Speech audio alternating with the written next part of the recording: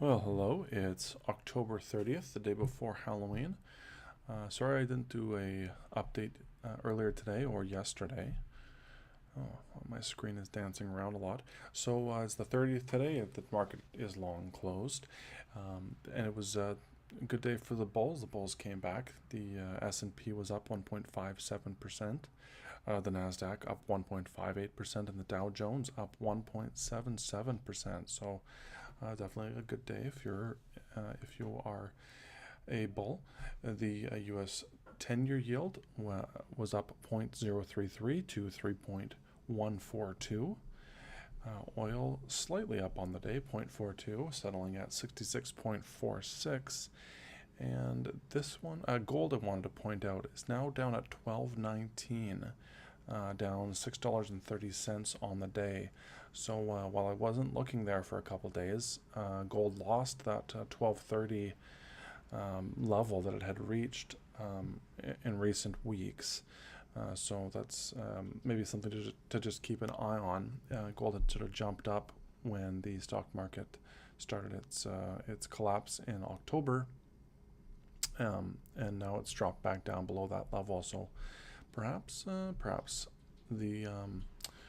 the short market, maybe that's a change in momentum in the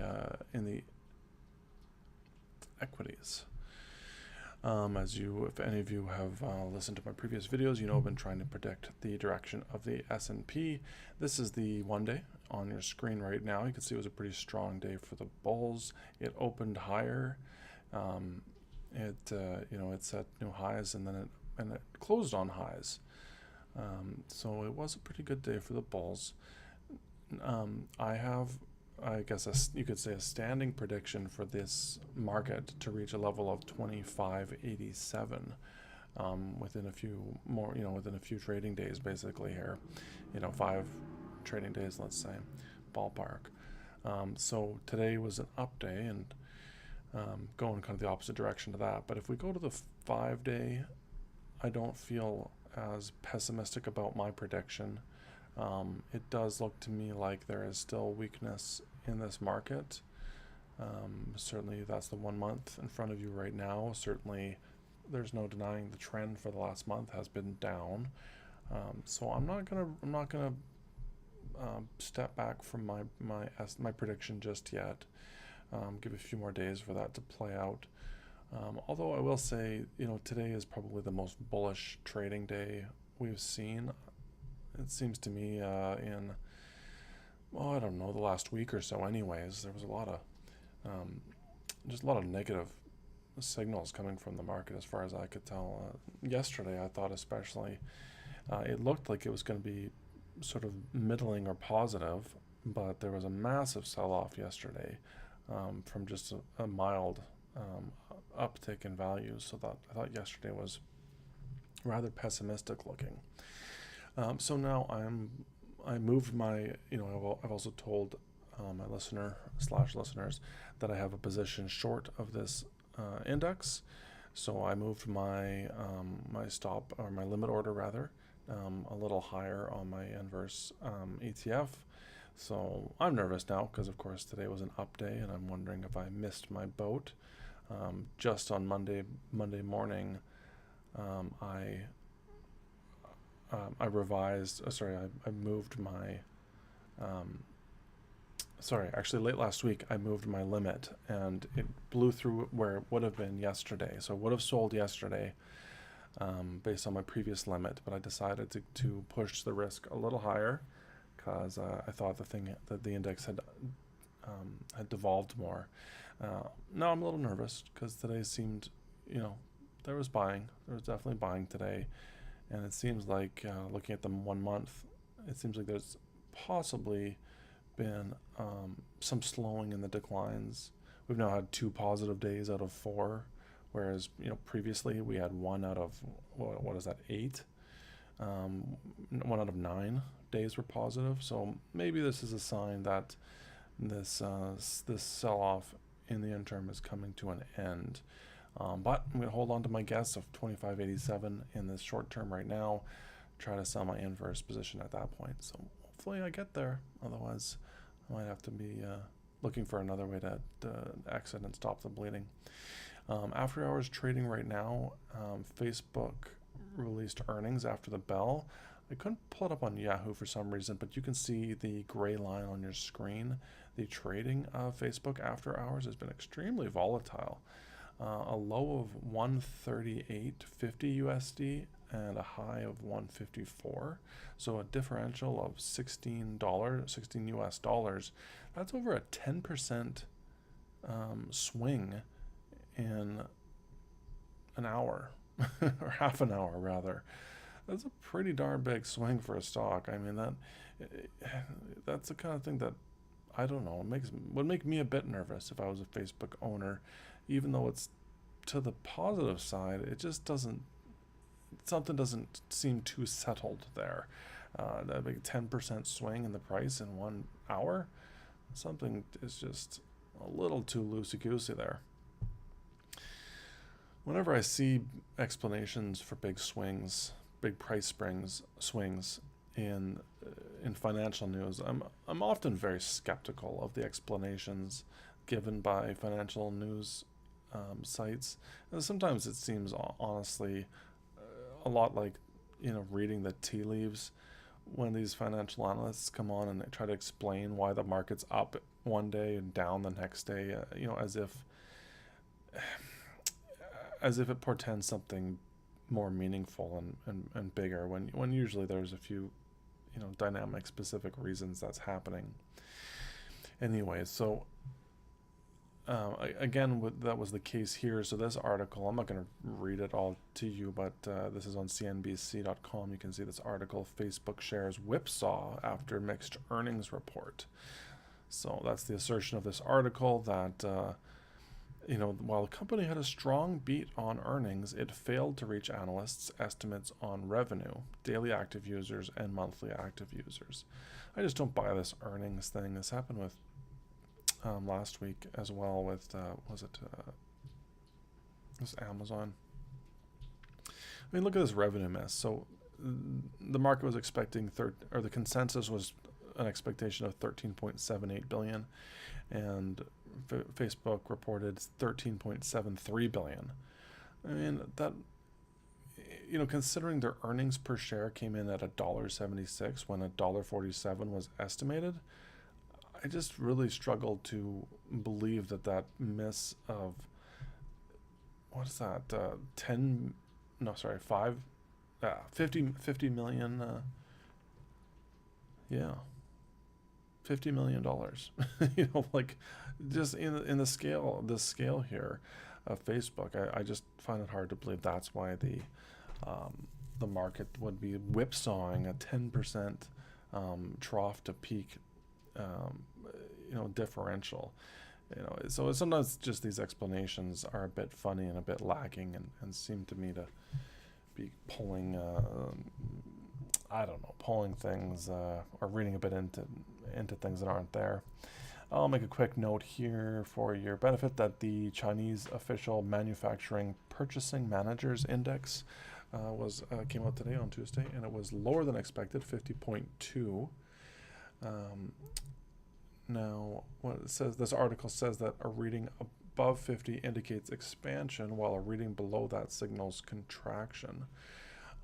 Analysts had expected 50.6, and they got 50.2, which might mean that the PMI is headed for contraction territory, which wouldn't be good news for the global economy. I wanted to bring this article to your attention as well. Stephen Poloz, who is the chair of the Bank of Canada, had a presser today. I think he addressed the Parliament, if I recall correctly. The reason I wanted to bring this article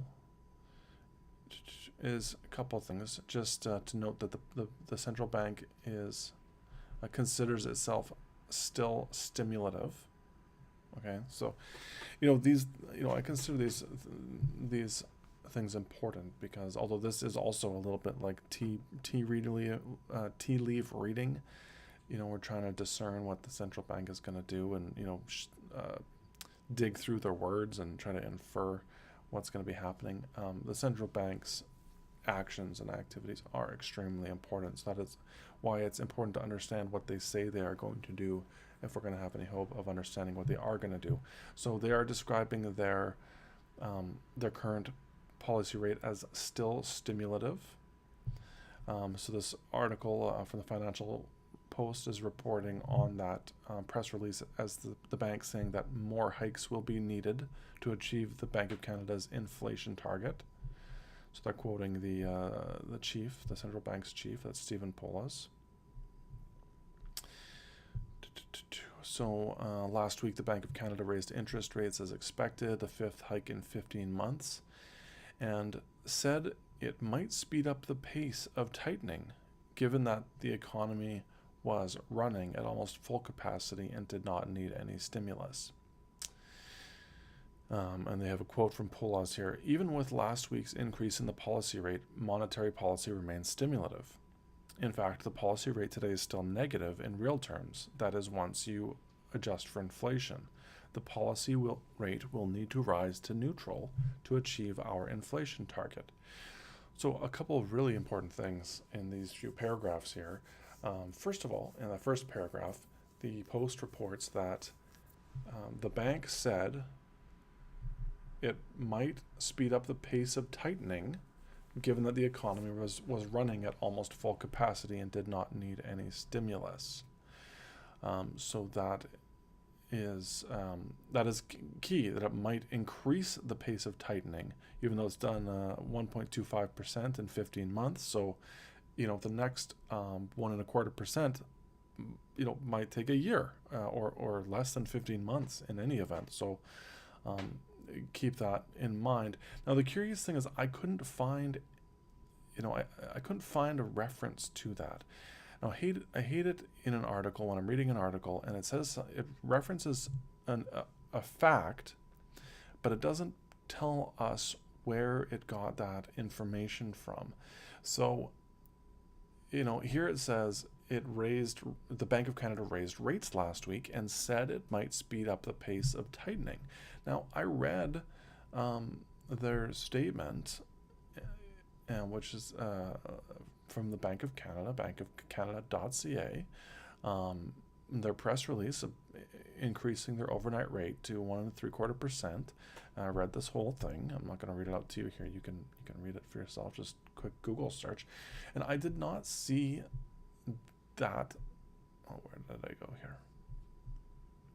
I did not see that information anywhere. I did not see anywhere the bank saying that it might speed up the pace of tightening. So I found that kind of curious. No, this is not the only news outlet to report that as a fact. Reuters also made a similar report.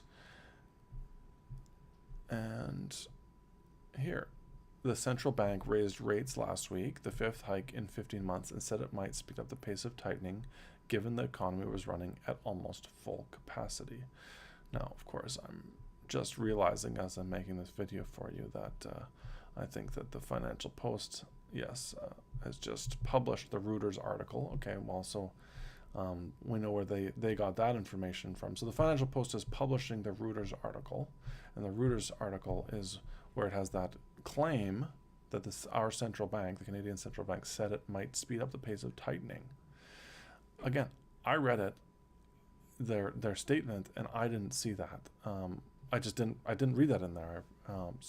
So again, I wish this article could have given a quote or told us where specifically it got the information. I mean, apart from just saying the central bank. The quote provided doesn't say it. So anyways, that's a pretty important point. If the central bank's going to be speeding up the pace of tightening, I would really like to know where that was. As I said, I reviewed the press release. I'll put the link in the description. I didn't see it.